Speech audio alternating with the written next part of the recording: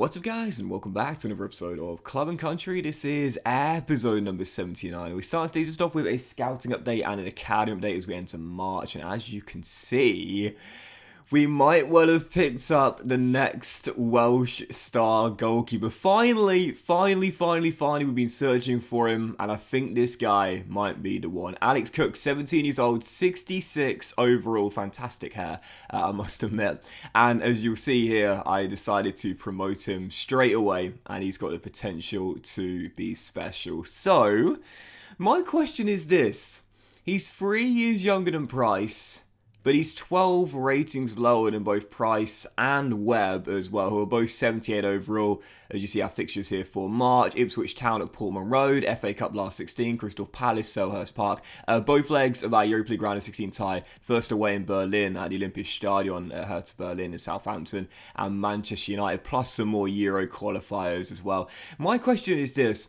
Do we throw Cook in the first 11, try and maximise the potential, maximise the growth, or stick with Webb as our cup goalkeeper and Price as our main starter for both club and country? Because to be fair, 12 ratings isn't the biggest gap, but it is still a big gap. Do you know what I mean? It's not like we're going down like 30 ratings, you know, like an 85 rated goalkeeper to a 55 rated goalkeeper. 12 isn't a massive gap, but it is noticeable. I mean, it's true. Like I always say, like goalkeepers to me, they're never really anything half decent until like 74, 75 overall. Before then, they're pretty useless, to be honest, especially against the AI on Ultimate. You really do notice it, especially again if you are playing on a higher difficulty where the AI shots are so powerful and normally so accurate as well. Goalkeepers tend not to save really any shots until they get to around 74, 75 overall. So I don't really know what to do with Cook there. That's a real dilemma for me, because Price and Webb,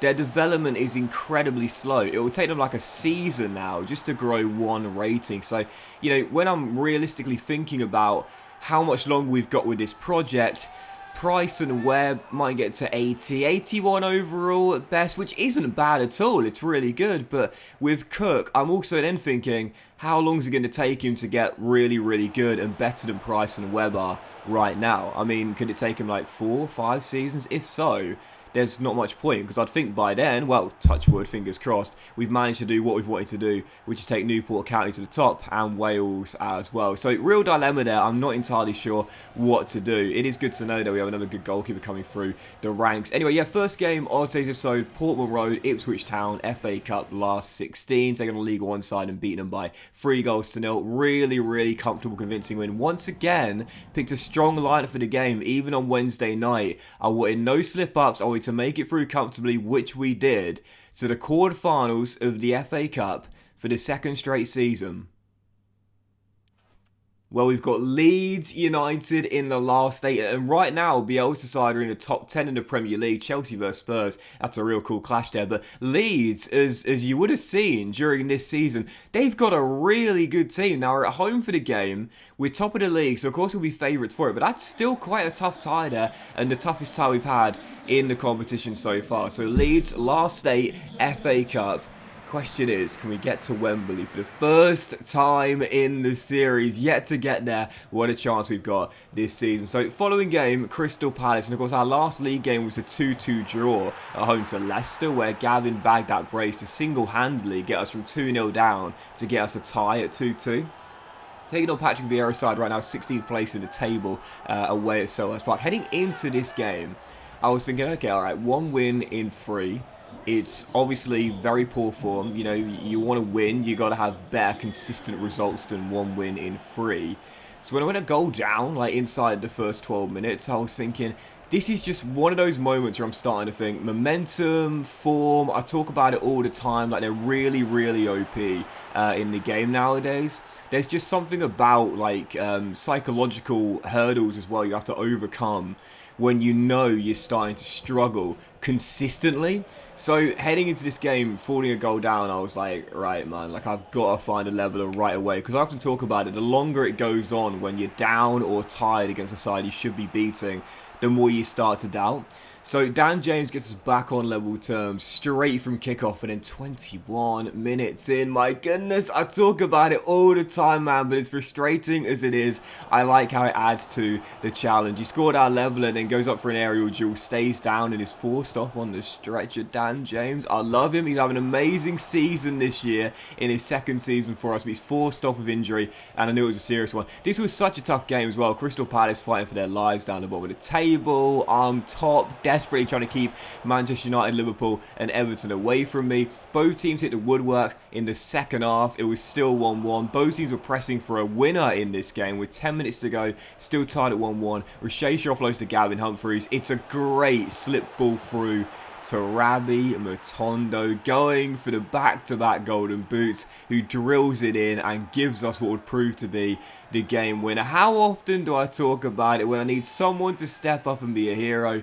It's one of our dynamic duo, Humphreys or Matondo. They combined for our game winner with 10 minutes to go as we came from behind to claim the win. So 2-0 down against Leicester, came back to claim a point. 1-0 down against Palace, came back to get all three. Big win there, and we're just about keeping the Red Devils at bay for now. Unfortunately, we did see Dan James' injury, dislocated shoulder, 10 goals and 7 assists in 27 games. He's been great, man. 29 years old. I still think he's got a good couple of years before he starts to show signs of decline. But up to 84 overall this season, I'm not sure he can get any better than that. But he's rapid. He's like one of the quickest players in the game at this point in this save right now. He's unbelievable, man. Once he gets going, forget about it, man. Like, he's clear one-on-one. I love that as well because obviously, I talked about Matondo in this team, and the reason he's so good is because of the pace.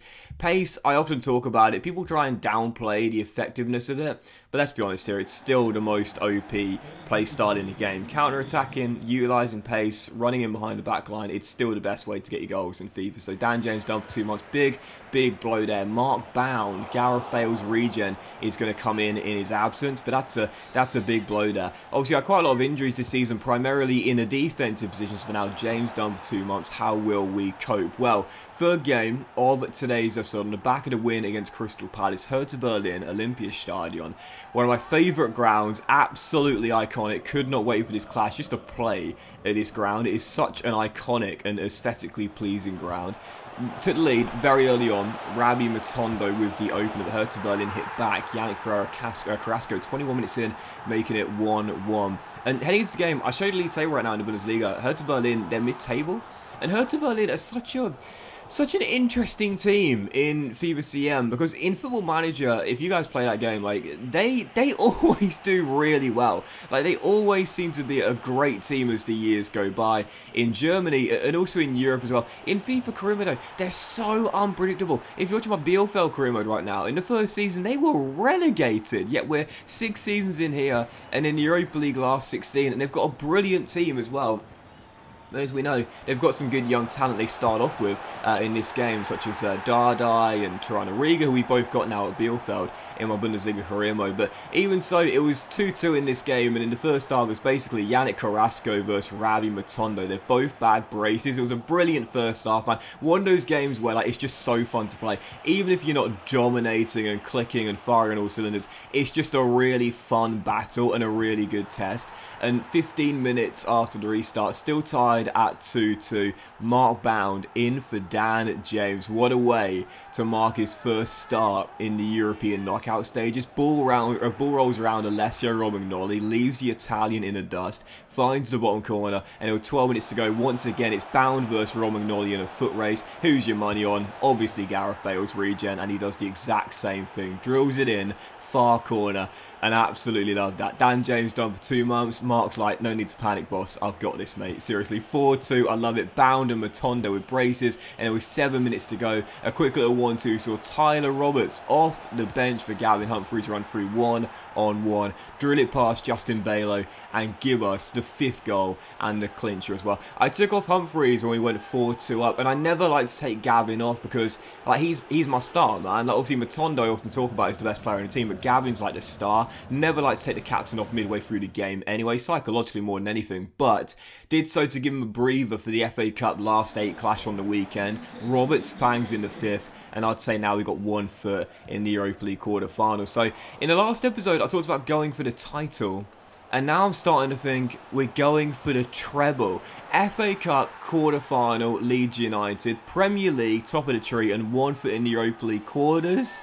Is there a chance at a treble this season? Well, we haven't won a major honour in the entire series so far. Well, possibly. But taking on Leeds for the final games of this episode, I've talked about it. They've got a brilliant team at this point in the save. When Romelu Lukaku is on the bench for them, you know how strong they are, especially when going forward. They took the lead after a poor pass out with me, Ethan Padu, making it 1-0. But Rabi Matondo fired that leveller. What a pull from Gavin. The dynamic duo linking up once again for our equalising goal. But Leeds have got such great attacking quality in this team at this point in the save, and for the second goal for them right before the break, Florian Neuhaus offloading to Manor Solomon. I mean, they have just got such a brilliant attack. Like their squad has been assembled so well in this. They've got Giovanni Reina on the left-hand side. Alex Tellers is one of their wing-backs as well. They restored the lead right before the break, and in this game, despite having quite a fit side out there, even after our win on Thursday night in Germany, Leeds just came into the game in attack mode, and I just could not stop them. Florian Neuhaus, the German, made it 3-1 late on. I was chasing shadows for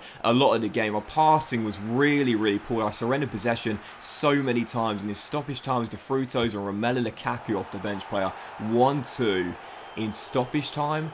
That would wrap it up. Newport County 1, Leeds 4, thrashed in South Wales. But I'll say this, I wasn't one bit surprised. I often talk about this. One gotta go. When you're going for multiple trophies, one's gotta go. One's gotta be sacrificed. Unless you've got a fantastic side and loads of depth, you know you're probably not going to be able to maintain the charge, mainly due to fatigue, for the entire season. The FA Cup falls at the quarter-final stage. Leeds got a great team, to be fair, but I still did not play well enough in that game. I was really poor, I'll be honest. My passing was terrible, didn't create enough. Leeds are through to the semis. Our wait to get to Wembley continues. The treble is gone. But the best news is knowing this. 10 games to go. We're still top by 3 points on the Red Devils. They do have the game in hand. We're now 5 clear of Liverpool, have a game in hand on Klopp's side as well. And into the Europa League quarter-finals for sure after our first leg victory in Germany. The treble might have gone, but the double is still on. But that will end today's episode of CNC, guys. Big fan for watching. Hope you enjoyed it. Please drop a like. Much love to you all. Have a fantastic day. And we'll see you for next episode of CNC featuring Manchester United. Don't miss it. Potential title decider very soon.